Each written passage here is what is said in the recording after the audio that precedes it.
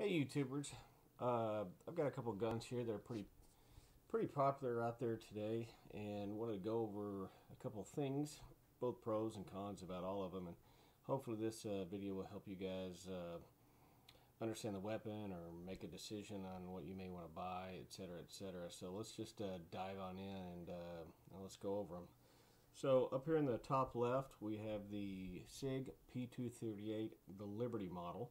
That's in a .380 caliber. Below it is the Sig 938, the Nightmare. That's in 9mm. Up here is the Beretta PX4 Storm compact. Over here is the Springfield XDM 3.8 in .45 caliber. In the center is the Sig 1911 model STX. And then down here in the bottom left is the Sig Mosquito in .22 caliber. And over here is the Browning .22 caliber Buckmark. And so let's just jump on in and let's take a look at some of these. The most recent one that I've gotten is this XDM in 3.8. And oh, by the way, all of these have been safety checked and are all clear. So just to let you know. This is an amazing pistol. It shoots fantastic. Hopefully my camera will zoom in here on it in a bit. Very smooth. The action on it is wonderful. Not had one problem at the range. It just shoots flawlessly. My gal even likes to shoot it, and she doesn't like anything of a large caliber. She prefers the .380, but the one feature that sold me on this is about this the Springfield Armory is I like safeties. Some people don't. I do, because if I'm going to carry one of these, and mostly for travel, safety and things like this, this safety here on the back and the safety in the trigger, in combination, the two of them have to be depressed for the weapon to fire. The other thing is the magazines. You can get one that's profiled right here at the edge that holds 945s, and then you can. What also comes with the gun in the case is there's an extended magazine that actually holds 13. So I watched one video, and if you're like me, I learned a lot about what to choose from other people's experiences. You know, hopefully they weren't biased too much about their gun, but I like that ability because you could run the 9 magazine in here, and it was a kind of, it kind of worked in that compact range. You can see this, I've got fairly large hands, but that fits fairly nicely, and as compared to the 4.5s or the larger barrels, is this fits in that kind of weird niche category between a compact and a full size. Sorry about my camera there, but hopefully it'll stabilize. Wonderful weapon. I've really enjoyed shooting this. Great gun. Beretta PX4 Storm. This is the compact. It's not the subcompact. It's not the full size. It's a compact with a little cheap eBay laser on there. I'm really surprised this gun hasn't gotten a lot more press than it should have. This thing shoots and feels great. Has a, let me flip it this way here. This is the safety and decocker. So if you chamber around and your hammer is back, you can pull this, and it's ambidextrous, it's on both sides, and your hammer falls. And for those of you that throw you off at first whenever that hammer just flies like that, but what that does is it removes the connection between the hammer and the firing pin. If you've watched some of these other videos, this barrel is a rotating barrel, and it really absorbs a lot of the energy. Let me flip it on this side as well so you can see this side of it. Decocker once again on this side here. The magazine release can be move from one side to the other for those lefties, those southpaws out there that want that. But some of the questions that I had asked and wondered about is a lot of people say, well, I just don't like, some people that don't like safeties. Well, it just seems, more sense to leave it off, because what makes this gun really unique, especially for new gun owners, is that if the safety is off, and let's say that you have one in the chamber, I wish my camera would stay still. I'll do the best I can to try to get it to stay focused. If you've got one in the chamber and you've got a full magazine in it and the safety's off, then notice the hammer's not back. But as you pull the hammer back, pull the trigger back, the hammer will pull back and fire the weapon. So your first shot is a double action. So for those you guys that are concerned about safety, then you could leave the safety on, and if you do and decock it, there's, even if you chamber the round, the hammer stays down no matter what. So chamber it, pull it back, pull the slide back, and the hammer stays down. The only time the hammer's back is when it's off safety and you chamber it. Now you can see the hammer is ready to go. Once again, to decock it, just pull the lever down. Very, very wonderful shooter, very great weapon. Different back straps you can put on the back here. Like I said, I'm sure there's a lot of videos that are out there where you guys can watch people break these down. So I'm just trying to give you an overview of different various weapons that, or pistols as you would call them, that I have. 1911 STX. I just saw this. I kind of fell. Let's let that camera come back here. I'm going to use a pan on this.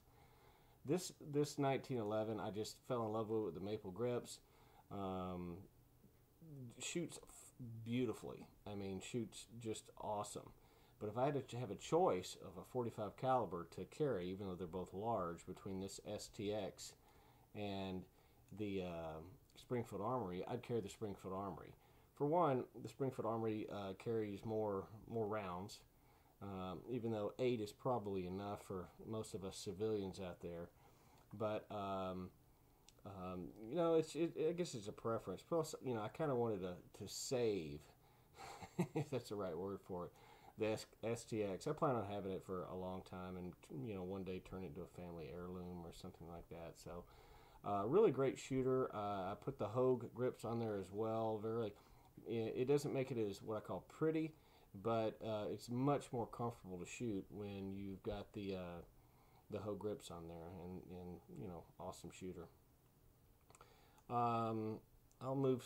Let's see. So let's go over here to the Sig P238.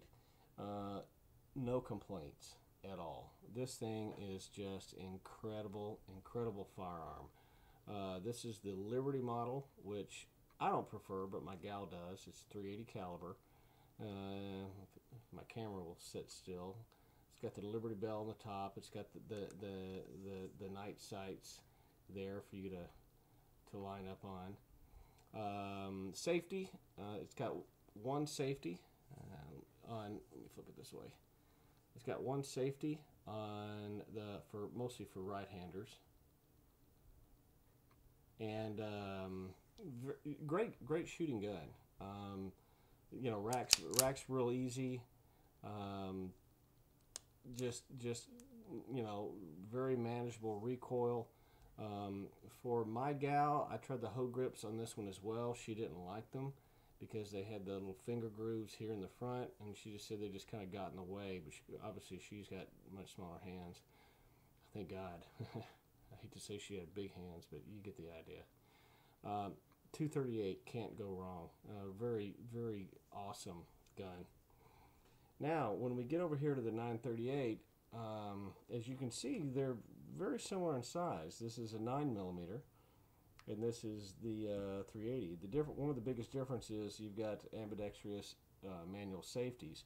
These are single action, so they have to be, the slide has to be racked before they'll fire. Now this This one has obviously has the hoe grips on there, and you can see this indentation for your finger, what I like, but she didn't. Well, I had a lot of problem with this 938. Fell in love with it, thought it was awesome. Shot her 238 with her and down at the range, and just had a ball with it, and got the 938. And a lot of failure to feed, failure to eject, just all problematic, and even with different magazines, even with the magazine with the peak extension that extended it from 6 to 7. Once again, sorry about the camera. Didn't help. So, read a lot of information about it on the forums about people polishing the feed ramp and changing the extractor. Well, I took, and I would say for all your guns, polish the feed ramp. Get yourself a Dremel tool. Get yourself some of the little wool polishing pads, and use flits. Use polishing compound. Use mag wheel polish from your auto parts store. I mean, I used them all. They all did about the same. And just buff it to a shine. And all these guns come with a lot of machining marks, and so it really made a difference, particularly on this STX 1911. When it was first being shot, I know guns need to break in, but you can kind of help it break in if you just polish up some of the deburr some areas, and then it makes it a lot smoother. But so anyway, I sent it off to Sig. They did they changed the extractor out, and said they polished the feed ramp, but when I got it back, it didn't look any different, and I was a little disappointed because the gun was still filthy. I sent it back to them clean, and they shot 50 rounds and gave me the standard paperwork what they did, but I got it back within 2 weeks. So I took it apart, I polished the feed ramps, and no more problems. Apparently my thought is it was extractor, but shoots like a dream. I mean, it just shot wonderfully, no jams. But here's the other problem. I'm not accurate with it. I know it's a shorter barrel, but I'm accurate with this 45. I'm accurate with this 1911. I'm accurate with this Beretta. I'm very accurate with the 238.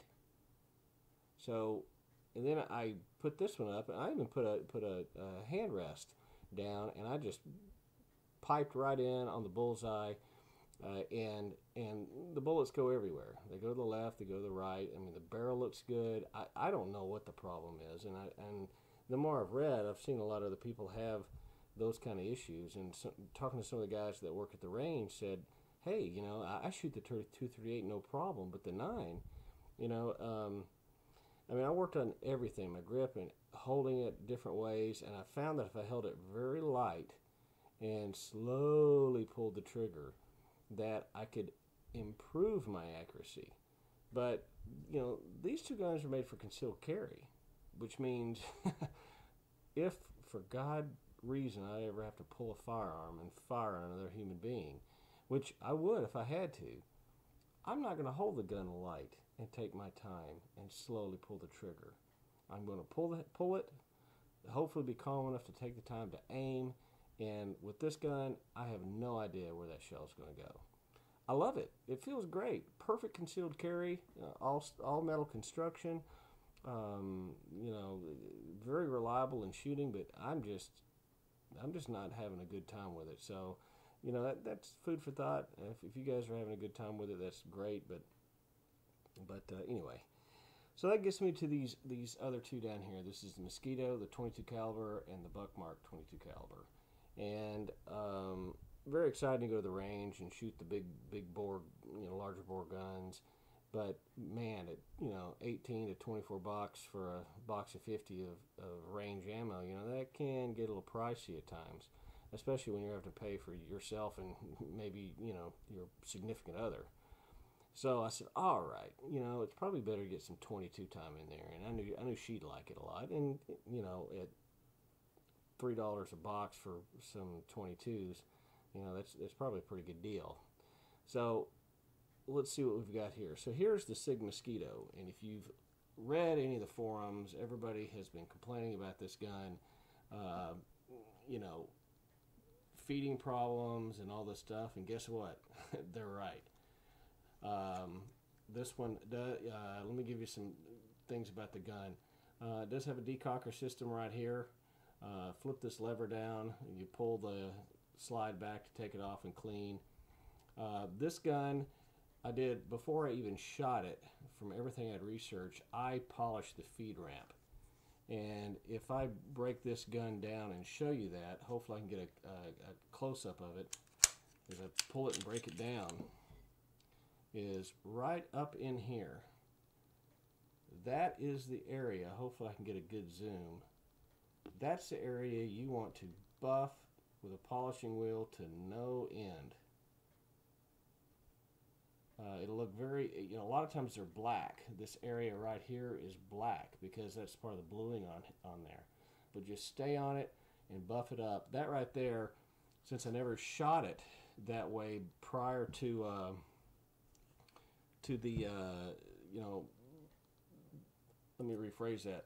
So I don't know how bad of a problem that was, because I made the changes to it prior to firing, even my first round.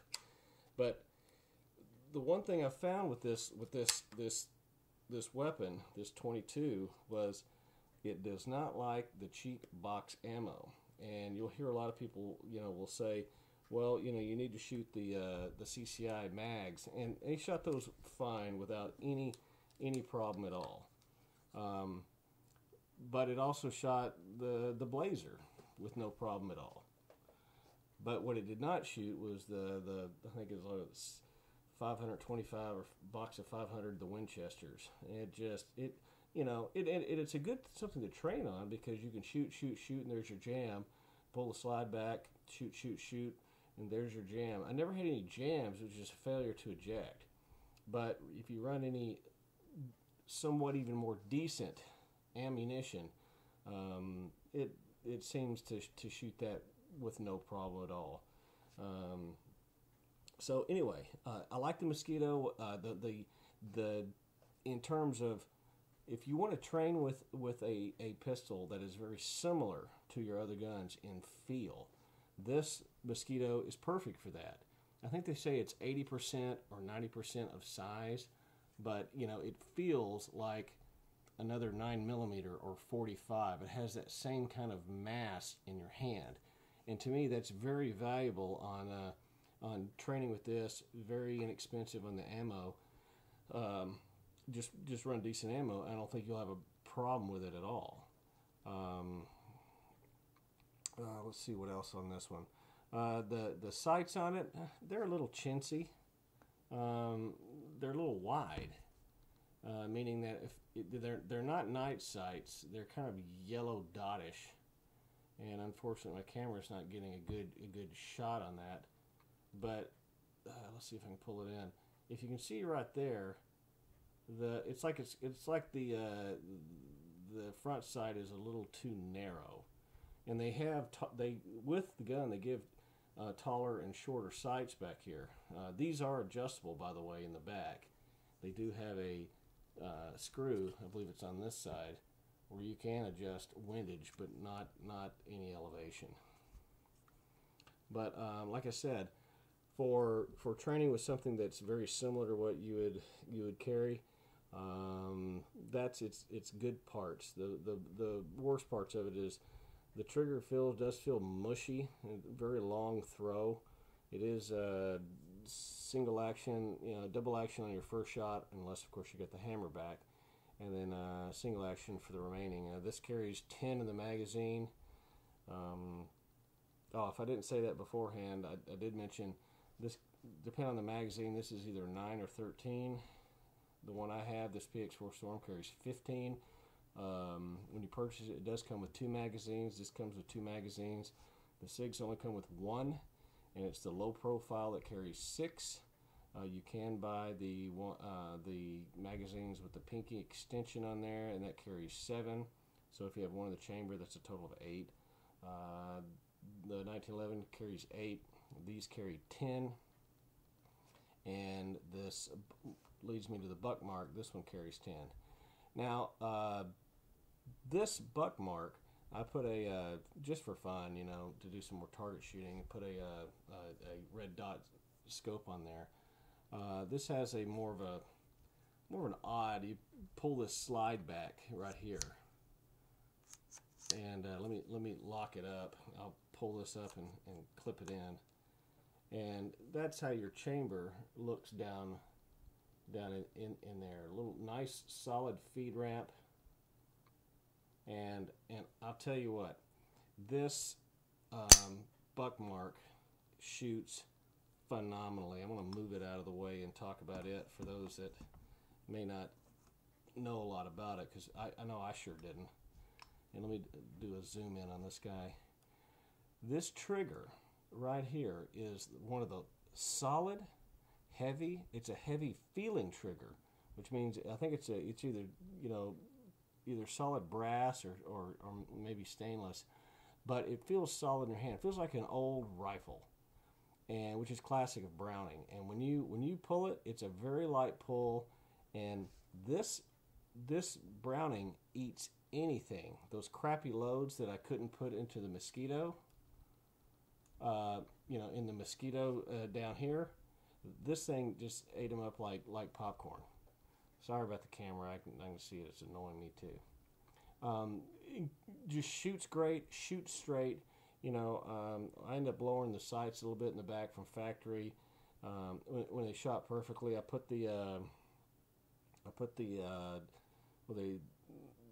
optical sight in the front, and that helped tremendously. They don't have any dots on them. They're almost look like classic iron sights, even though they're plastic.